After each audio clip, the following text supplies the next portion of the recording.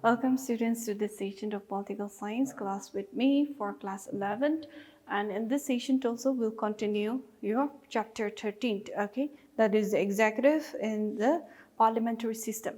Now in this session we'll talk about the Conceals of Ministers. In the previous session we have discussed about the Prime Minister being the head of the Conceals of Ministers. Now here we'll start with the Conceals of Ministers. Now, even the councils of ministers, okay, they are appointed by the president on the advice of the prime minister.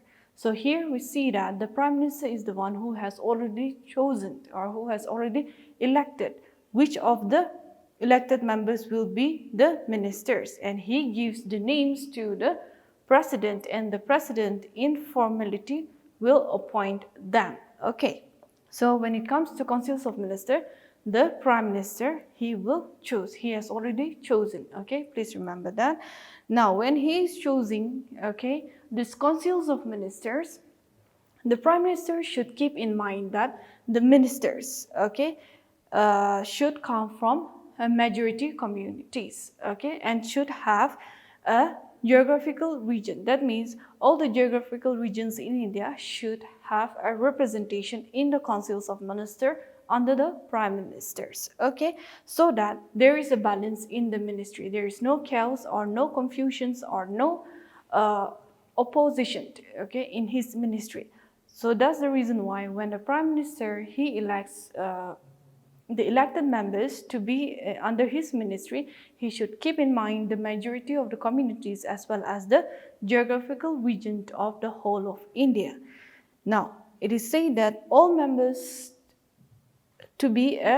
members should either be a member to the Lok Sabha or the Rajya Sabha. Okay. Now, the other thing is that even the non-elected members, okay, those who have not faced election, they can be chosen as ministers by the prime minister. But such persons, okay, who has not faced election but has been selected to be a minister, that person has to be either elected or nominated within a period of 6 months from the appointment of ministers. So apart from the members who have already faced elections, there are also other persons who can be a minister, but he or she has to be elected or even nominated within 6 months, okay, from the date he has been appointed as the minister. Now, point number 2 is the size of the councils of ministers. Now, when we talk about the size of councils of ministers, the 91st Amendment Act of 2003, this is a very important amendment act, okay? Through this amendment act, it says that the size of councils of ministers should be of 15%, okay? This includes the prime minister also.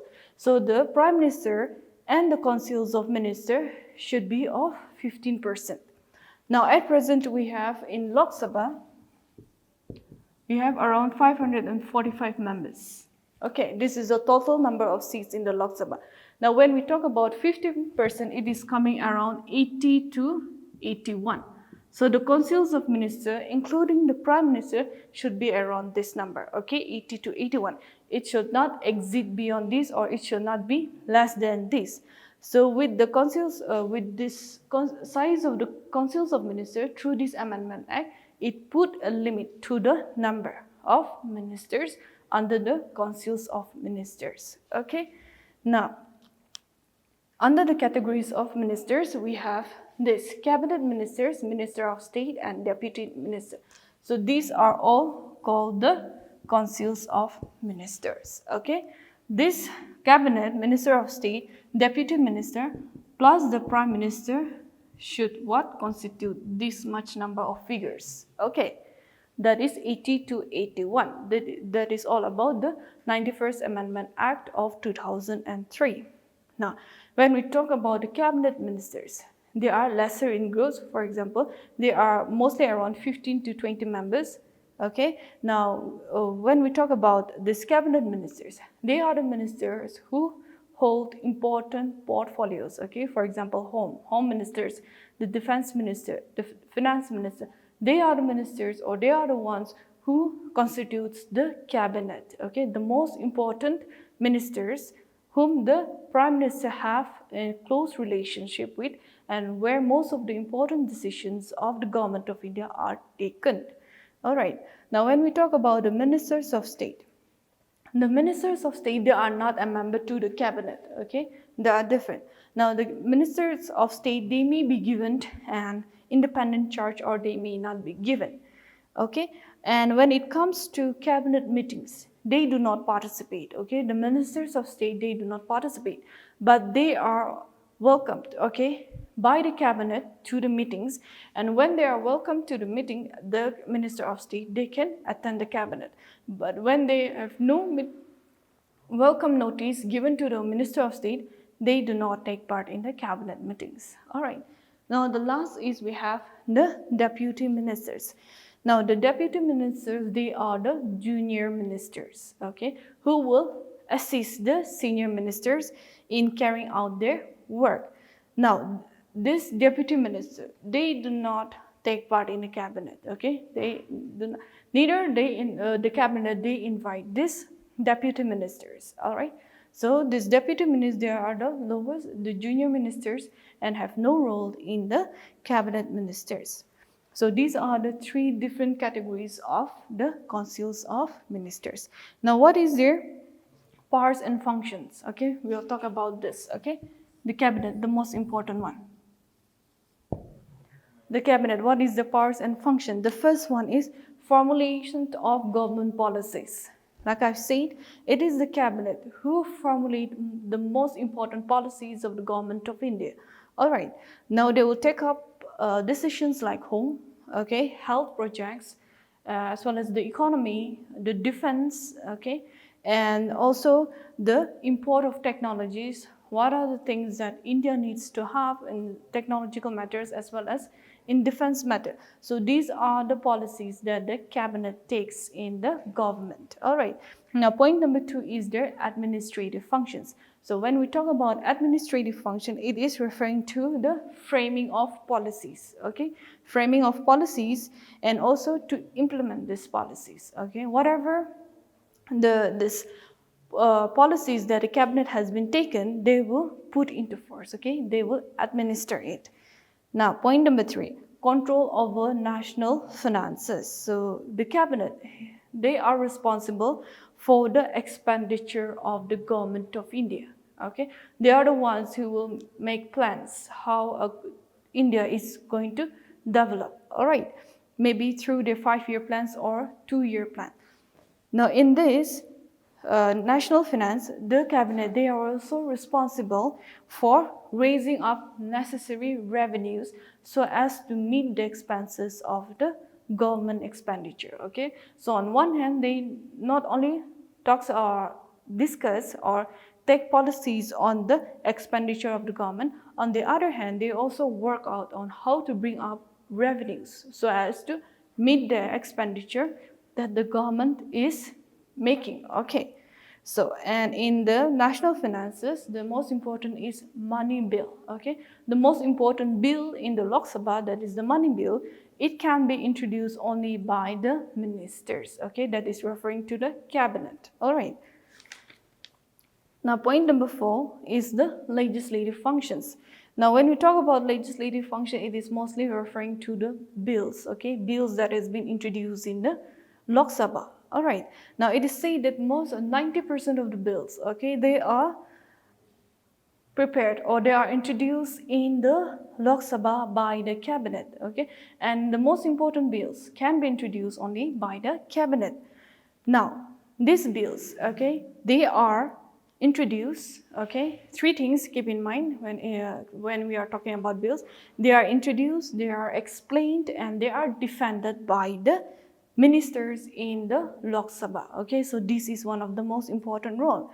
Now, with a stable government, the stable government is referring to when a political party has a majority in the government, they have an upper hand in the passage of the bill, okay? Because the opposition, they are less, okay? When a political party has majority, that means they will also have majority of votes, okay, to favor or to vote for the bill that has been introduced by the cabinet.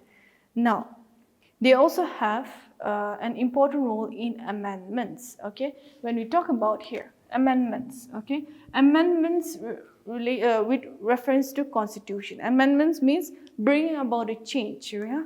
Bringing about a change in the constitution. For example, creation of new state. Okay, or maybe in the economic term will be bring about the GST. So these bills are referring to amendments. Okay. Now with regard to amendments also, the cabinet has a upper hand, and being the majority, the bill can be passed easily, okay, without any opposition from the other political party.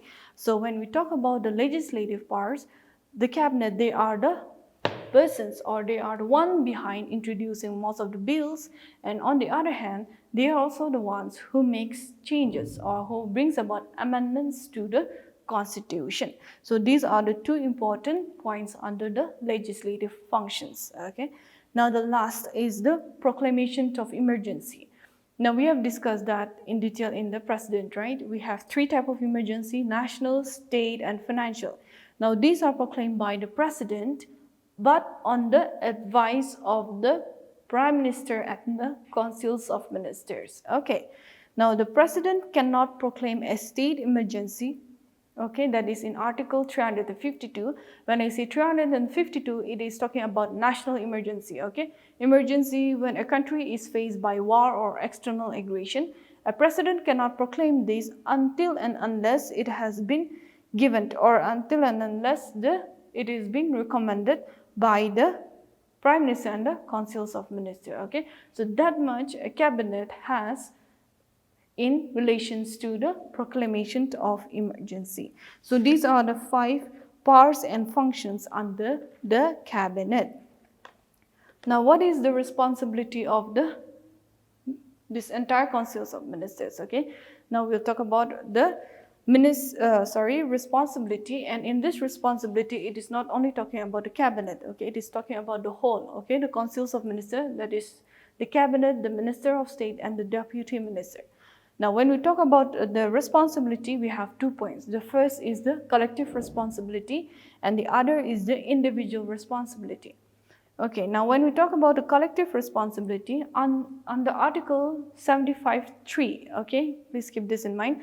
Article 75.3 of the Constitution, it says that the Council of Ministers should be responsible to the House of the People.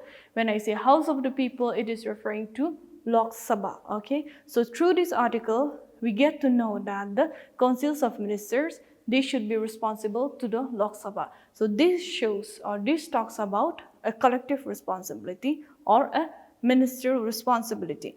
There is also a saying that the cabinet swim together as well as sing together. Yeah, so this is referring to the collective responsibility. Okay, now a ministry that has lost the confidence of Lok Sabha must resign.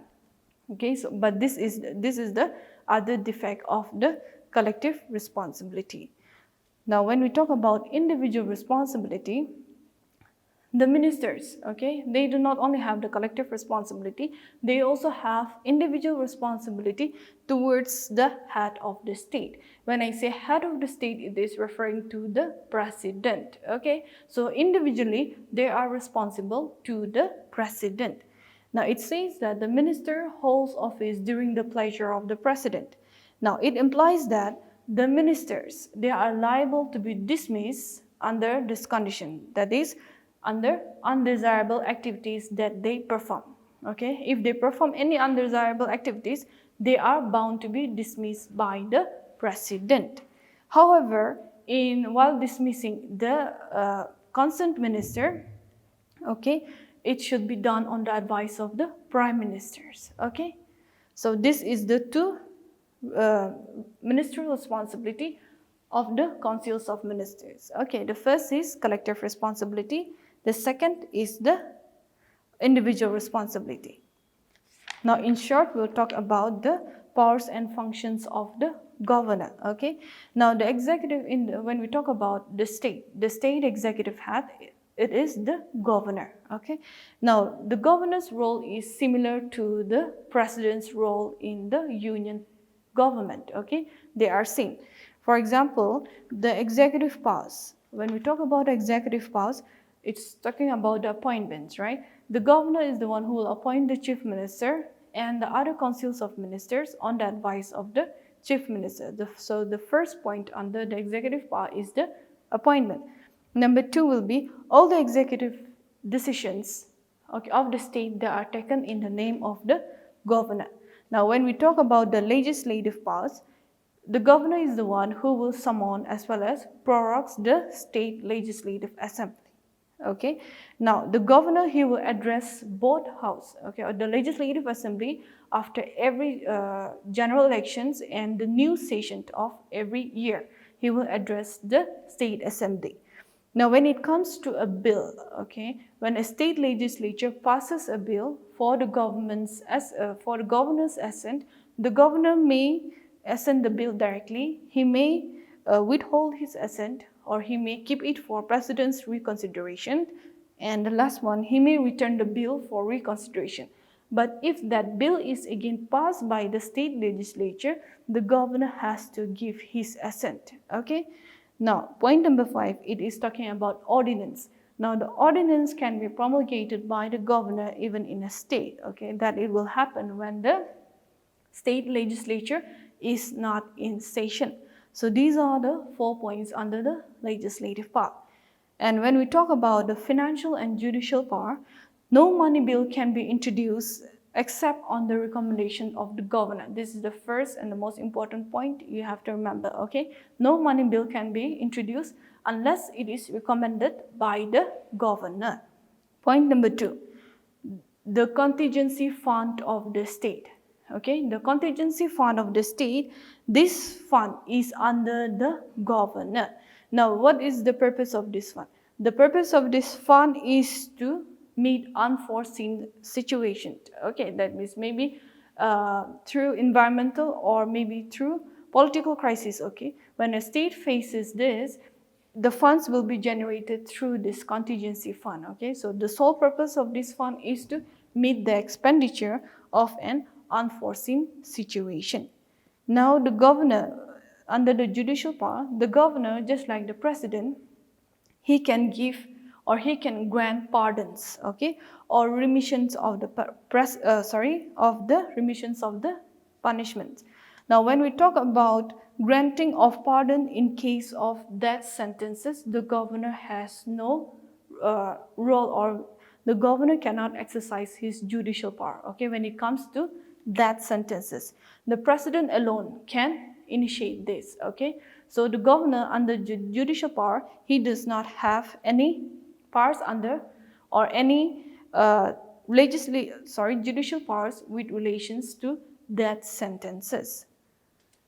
So these are the 4 powers and functions of the governor, that is the executive power, the legislative, the financial, and the judicial part.